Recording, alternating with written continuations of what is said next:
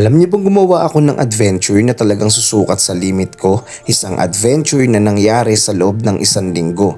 Galing Antipolo, kinailangan namin bumiyahe ng 9 oras para makarating sa lugar na ito. At dito magsisimula ang kwento. Sa kabundukan ng Palawig, Zambales, Sitio Dampay, Barangay Salasa. Bali March 16, 9:30 PM ang call time dito sa 7-Eleven kanto ng San Isidro dito sa Antipolo. 9:30 to 10 PM at ang target saktong 10 PM ang take off. Tulad ng dati, dito muna ipinaliwanag yung mga dapat at hindi dapat gawin, tapos humingi rin tayo ng gabay para sa isang ligtas na paglalakbay. At nung okay na lahat, tara, biyahe na tayo. Kung matatandaan nyo, March 16 din pala nagsimula tumaas yung presyo ng gasolina. Kaya eto din yung araw o yung panahon na nagsimulang pumila yung mga tao sa gasolinahan. Ang kaso, nakaset na 3 linggo bago pa mangyari ang araw na to. Yung ibang kasama nakapag-leave na sa trabaho at madami-dami na ring lakad ang naisakripisyo. Kaya wala kaming ibang choice kundi ituloy at bawal i-cancel. May mga ilang kasama rin kaming umatras, pero syempre ang mahalaga pa rin ay kung sino yung nandyan. Pero balik tayo, nabaybay na pala natin yung Marikina, Quezon City, Caloocan, Valenzuela, papunta rito sa Bulacan. First stop, galing Antipolo.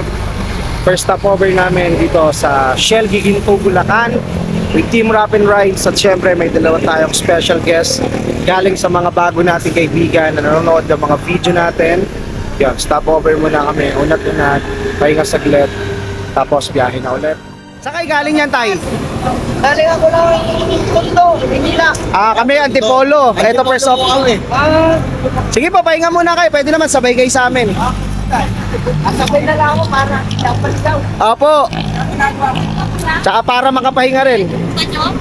Talak daw ito. Talak.